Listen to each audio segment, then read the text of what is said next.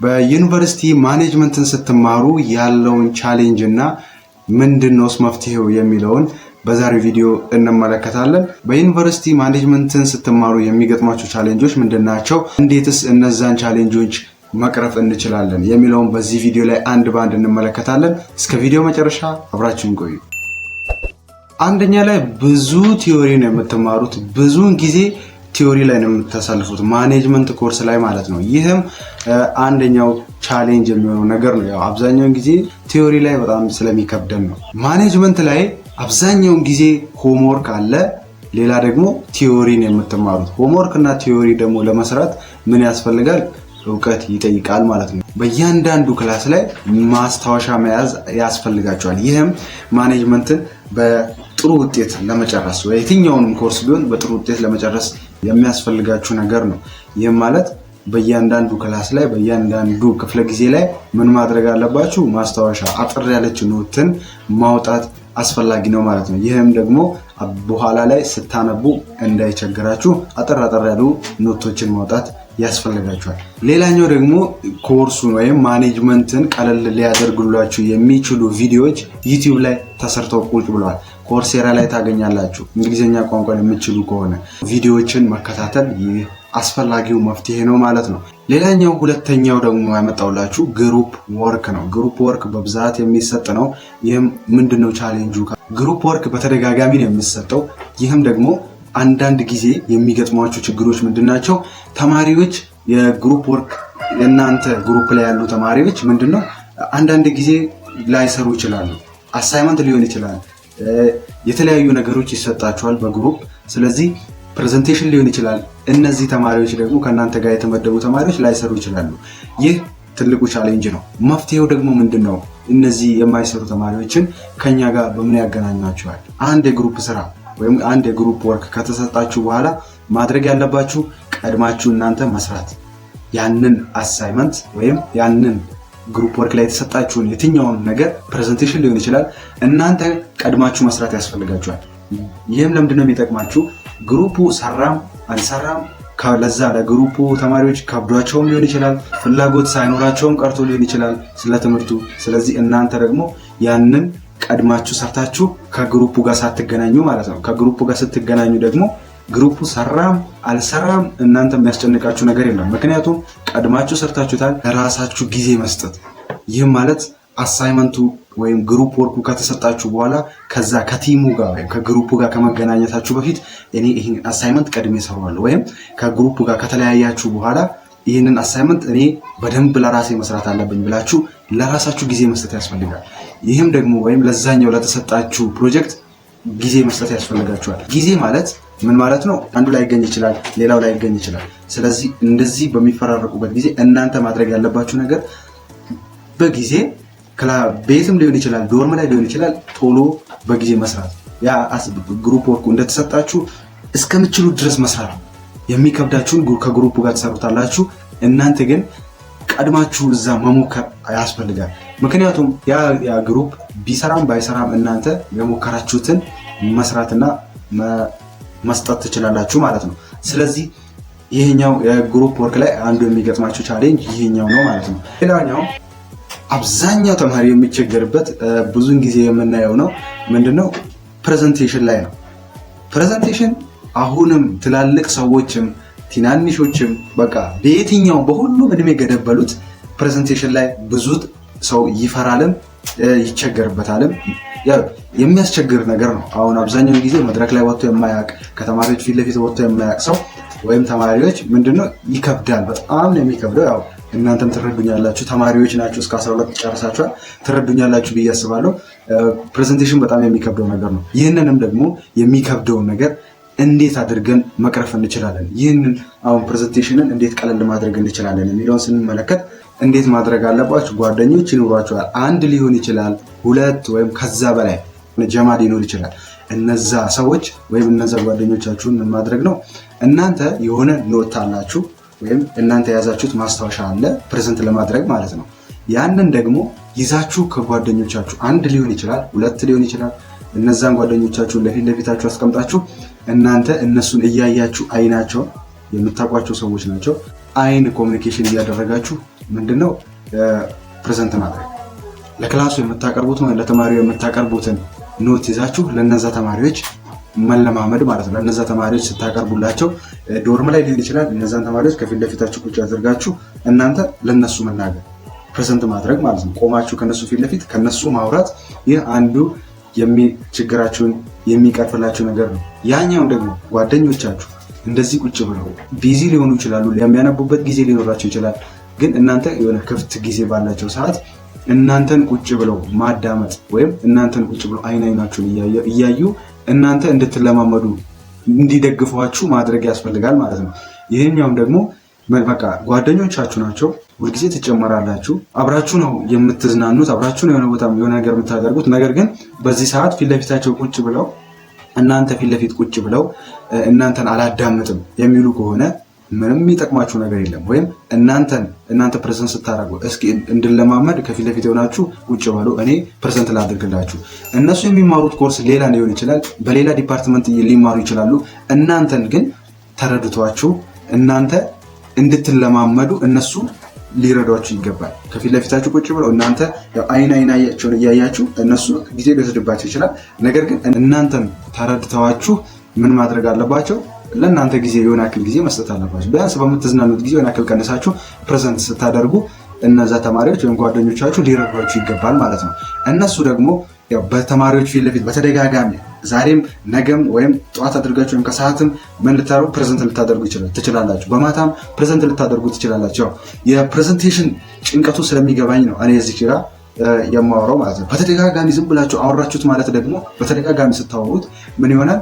ቀለል ይላችኋል። ለፕሬዘንቴሽን ክላስ ፊት ለፊት ላይ ከተማሪዎች ፊት ለፊት ብትወጡ እንኳን ምን ይሆናል? ቀለል ይላችኋል። ምክንያቱም የምታወሩት አይጠፋባችሁም። ከዚህ በፊት አውርታችሁታል። 3-4 ደጋግማችሁ ከጓደኞቻችሁ ፊት ለፊት ማስታወሻውን ይዛችሁ ፕሬዘንት አድርጋችኋል። ስለዚህ እናንተ የሆነ ያክል ፍርሃት፣ ጭንቀት ቢኖርም ያን ያክል የተጋነነ ፍርሃት የለባችሁም፣ ወይም የምታወሩት ነገር አይጠፋባችሁ ማለት ነው። ፕሬዘንቴሽን ላይ ይህንን መፍትሄ ይሰራላችኋል በእርግጠኝነት። አራተኛ ላይ ያስቀመጥኩላችሁ አካውንቲንግ ኤንድ ኢኮኖሚክስን መማር ነው። እነዚህ የቁጥር ኮርሶች ናቸው። ምንም እንኳን ማኔጅመንት ቢሆንም የምትማሩት ዲፓርትመንት ማኔጅመንት ቢሆንም ነገር ግን ቁጥሮች የሚያስፈልጉት ኮርስ ነው ማለት ነው። ግር ሊላችሁ አይገባም። አካውንቲንግን ወይም ኢኮኖሚክስን ብትማሩ ማኔጅመንት ላይ ማኔጅመንትን እየተማራችሁ እነዚህ ኮርሶች ቢጨመሩ ምንም ግራ ሊያጋባችሁ አይገባም ማለት ነው። ለዚህም ደግሞ መፍትሄው ምንድነው?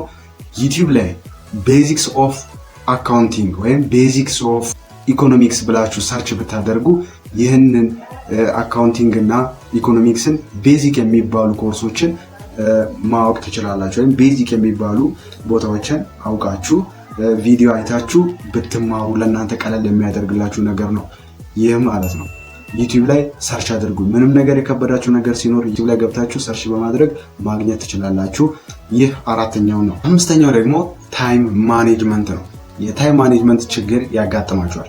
ለምንድን ነው ይህም የሚያጋጥማችሁ? ብዙ ክላስ አለ፣ ብዙ ስራ አለባችሁ። ሌላኛው ደግሞ ግሩፕ ወርኮች ይበዛሉ። ይህም እኩል ስናደርጋቸው ደግሞ ጊዜን ያመጡታል ማለት ነው። እዚህ ጋር ጽፍላችኋለሁ። እነዚህን ማኔጅ አድርጎ ተቆጣጥሮ መሄድ ይህ ጊዜ ይባላል ማለት ነው። ይህም ደግሞ እንዴት እነዚህን ነገሮች መቆጣጠር እንችላለን የሚለው አንደኛ ላይ ዛሬ እቅድ ማውጣት አለባችሁ። ነገ ለምትሰሩት ፕሮግራም ወይም ነገ ይሄን አደርጋለሁ ብላችሁ እቅድ ማውጣት አለባችሁ። ይህም ደግሞ ለምንድን ነው የሚጠቅማችሁ? ሰዓታችሁን እንዳትፈጁ ወይም ጊዜያችሁን እንዳትጨርሱ ያደርጋችኋል። ይህም ማለት ዛሬ የምትሰሩትን ነገር ታውቃላችሁ፣ ነገ የምትሰሩትን ነገር ታውቃላችሁ። ይህም ማለት ደግሞ በመሀል የሆነ ነገር መጥቶ እናንተን ወይም የእናንተን ጊዜ ሊያደናቅፍ አይገባም ማለት ነው። ስለዚህ እናንተ ጊዜያችሁን ተቆጣጠራችሁ የሆነ ነገር ማድረግ ባትፈልጉ እንኳን ፕሮግራማችሁ ከሆነ ታደርጉታላችሁ። ይህም ሰዓታችሁን ለመቆጣጠር የምትማሩት ማኔጅመንት ነው። ስለዚህ እዚህ ላይ ታይም ማኔጅመንት ላይ መቀለድ የለባችሁ። ሰዓታችሁን በአግባቡ ነው መጠቀም ያለባችሁ ማለት ነው። አሁን ገና ከመጀመሪያ ከፍሬሽማን ኮርስ ላይ ነው ጀምራችሁ ማኔጅመንትን እየተገበራችሁት መሄድ ያለባችሁ። ስለዚህ ማኔጅመንት በኋላ ስትወጡ ደግሞ ስለሚያስቸግራችሁ ብዙ ቻሌንጆች ስለሚገጥሟችሁ ከአሁኑኑ ሁሉንም ነገር ተቋቁማችሁ ሁሉንም ነገር አመቻችታችሁ ነው መውጣት ያለባችሁ ከግቢ ማለት ነው። 25 ሚኒትስ ፖሞዶሮ የሚባለውን ቴክኒክ መጠቀም። ፖሞዶሮ ማለት ዩቲዩብ ላይ በደንብ ተሰርቶበታል ሌላ ቪዲዮ፣ ከፈለጋችሁ ኮሜንት ላይ አሳውቁኝ፣ በደንብ አብራራላችኋለሁ። ቴክኒክ ተጠቅማችሁ ማንበብ፣ ስራችሁን መስራት፣ ሁሉንም ነገር ማድረግ ትችላላችሁ። ይህ ሰዓታችሁን ቀለል የሚያደርግላችሁ፣ ስራችሁን ቀለል የሚያደርግላችሁ ቴክኒክ ነው ማለት ነው። ስድስተኛው ኮሚኒኬሽን ስኪል በጣም አስፈላጊ ነው ማኔጅመንት ላይ። ይህም ማለት ከብዙ ሰዎች ነው የምትሰሩት። ተመርቃችሁ አድርጋችሁ ከወጣችሁ በኋላ የምትሰሩትን ስራ አስቡት። ካሁኑ ብዙ ሰዎችን የምትቆጣጠሩት ማኔጅ የምታደርጉት የሆነ ድርጅት ነው ለማኔጅመንት ወይም ደግሞ ለቁጥጥር የሚያስገቧችሁ። ሌላም ስራ ሊሆን ይችላል። ኤቭሪቲንግ የትኛውም ስራ ይሁን ለማኔጅመንት ከብዙ ሰዎች ነው የምትሰሩት። ይህም ደግሞ ኮሚኒኬሽን ስኪል አስፈላጊው ነገር ነው። እኔ ከሰዎች ጋር መግባባት ያቅተኛል። እኔ ብዙ ከሰዎች ኮሚኒኬት ለማድረግ የሚቸገር ሰው ነኝ። ከዚህ በፊት ጓደኞች አልነበሩኝም፣ ብዙ የማዋራቸው ሰዎች አልነበሩኝም። አሁን እንዴት ነው ልትሉ ትችላላችሁ። መፍትሄውን ይዤላችሁ መጥቻለሁ። በየቀኑ በየትኛውም ቦታ ትንሽ ንግግሮችን ማድረግ ከሰው ጋር። ካፌ ከሆነ ተማሪ ልትገናኙ ትችላላችሁ። ዶርም ላይ እንኳን ብዙ ጊዜ ስለምትገናኙ ማውራት ትችላላችሁ። ነገር ግን መዝናኛ ቦታዎች፣ ስፖርት ቦታዎች፣ የሆነ በቃ መንገድ ላይ ሊሆን ይችላል፣ ክላስ ላይ የምትገናኟቸው ተማሪዎችን መነጋገር፣ በቃ ደፍራችሁ መነጋገር ማለት ነው። ይህም በኋላ የሚጠቅማችሁ ነገር ነው። የሆነ ስራ ቦታ ላይ ወይም የሆነ ክላስ ላይ ተገናኛችሁ ከተማሪ ጋር። ከነዛ ተማሪዎች አዲስ ተማሪዎች ናቸው፣ አትተዋወቁም። ምን ማድረግ ነው ያለባችሁ? ስለ ቦታው፣ ስለ ሁኔታው ማለት ነው። ለምሳሌ አሳይመንት ተሰጥቷችሁ ከሆነ ስለ አሳይመንቱ ከዛ ተማሪ ጋር ማውራት። ከሴትም ሆኑ ወንድ እሱ አይመለከትም። በፈለጋችሁት መንገድ ከዛ ሰው ጋር ማውራት ትችላላችሁ። ይህም ኮሚኒኬሽን ስኪላችሁን ያሳድግላችኋል ማለት ነው። ከዛ ሰው ጋር ማውራት፣ መዝናኛ ቦታ ላይ ሊሆን ይችላል። ስለምትዝናኑት ስለ ቦታው፣ እዛ ቦታ ላይ የሆነ ርዕስ አንስታችሁ ስለዛ ነገር ማውራት። ዝም ብላችሁ በቃ ወሬኛ ተባሉ እናንተ። ወሬ ሰው ስንት ሰው ወሬውን እያወራ በአፉ እያወራ ገንዘብ እያገኘ ነው። ስለዚህ እናንተ ደግሞ ለስራችሁ የሚጠቅማችሁን ነገር ግቢ ላይ ገና ካሁኑኑ መለማመድ አለባችሁ። የሆነ ነገር እያደረጋችሁ ከሰዎች ጋር ማውራት፣ በቃ ጠለቅ ያለ ወሬ ዝም ብላችሁ እየለፈለፋችሁ ቢሆን ይሄ ሰውየው እቺ ሴት ወሬኛ ነች፣ ይሄ ልጅ ወሬኛ ነው እስክትባሉ ድረስ ማውራት ያስፈልጋችኋል። ይህም ኮሚኒኬሽን ስኪላችሁን እመኑኝ በደንብ ነው የሚያሳድግላችሁ። ሌላ ደግሞ አንድ የሚጠቅማችሁ ነገር የሶፍት ስኪል ቪዲዮዎችን መመልከት። ዩቲዩብ ላይ በጣም ብዙ ቪዲዮዎች ተሰርተዋል ስለ ሶፍት ስኪል። ስለዚህ እነሱን በብዛት መመልከት፣ በየጊዜው እንደነዚህ አይነት ቪዲዮዎችን መመልከት ለእናንተ ይጠቅማችኋል። ራሳችሁንም ደግሞ አፕግሬድ እንድታደርጉ፣ ከሰዎች እንድትግባቡ የሚረዳችሁ ነገር ነው። ስለ ሶፍት ስኪል ብላችሁ ሰርች አድርጋችሁ ብታዩ ዩቲዩብ ላይ ማታገኙት ነገር የለም። በደንብ ግልጽ ተደርጎ የሚቸግራችሁ ነገር፣ የሚጠቅማችሁ ነገር ብዙ ነገር ተቀምጧል ማለት ነው። ስለዚህ እነዚህን ነገሮችን አሁን ያስቀመጥኩላችሁ 6ቱ ርዕሶች በደንብ መጠቀማችሁን እንዳትረሱ። ሌላ ዩኒቨርሲቲ ላይ በዩኒቨርሲቲ ማኔጅመንትን መማር በጣም ቀላል አድርጋችሁ እንዳትወስዱት። ከባድ የሆነ ኮርስ ነው ማለት ነው ማኔጅመንት። ነገር ግን እናንተ ትኩረት አድርጋችሁ ከተዘጋጃችሁበት፣ ካነበባችሁ፣ ካጠናችሁ፣ ይህንን ኮርስ ትኩረት አድርጋችሁ ጊዜ ከሰጣችሁት ምንም አትጠራጠሩ። በኋላ ግራጁዌት አድርጋችሁ ከወጣችሁ በኋላ በጣም ከፍተኛ ቦታ ሊያደርሳችሁ የሚችል ዲፓርትመንት ነው ማለት ነው። ማኔጅመንትን የመረጣችሁበትን ምክንያት እስኪ ከዚህ በፊት ያላችሁን አሁን ካወራሁት ውጭ እናንተ ወይ በሰው ግፊት ነው ማኔጅመንትን የገባችሁት ወይስ ዝም ብላችሁ በቃ እናንተ ስለምትፈልጉት ነው የገባችሁት? እስኪ ሀሳባችሁን ኮመንት ላይ አሳውቁኝ። ለዛሬ ያቀረብኩላችሁ ቪዲዮ ይህንን ይመስል ነበር። ይህ ቪዲዮ ለሌሎች ለጓደኞቻችሁ ሊጠቅሟቸው ስለሚችል ሼር አድርጉላቸው። ሌላ ደግሞ አዳዲስ ጥያቄዎች፣ በግል የምጠይቁኝ ጥያቄዎች ካላችሁ የቴሌግራም ቻናላችንን ጆይን በማድረግ ቤተሰብ መሆን ትችላላችሁ። እዛ ጋር ብዙ አይነት ጥያቄዎችን እመልሳለሁ። የፈለጋችሁ ጥያቄ፣ ያልገባችሁ ነገር ካለ መጠየቅ ትችላላችሁ። ስለዚህ በሌላ ቪዲዮ እስክንገናኝ ድረስ ኢትዮ ስማርት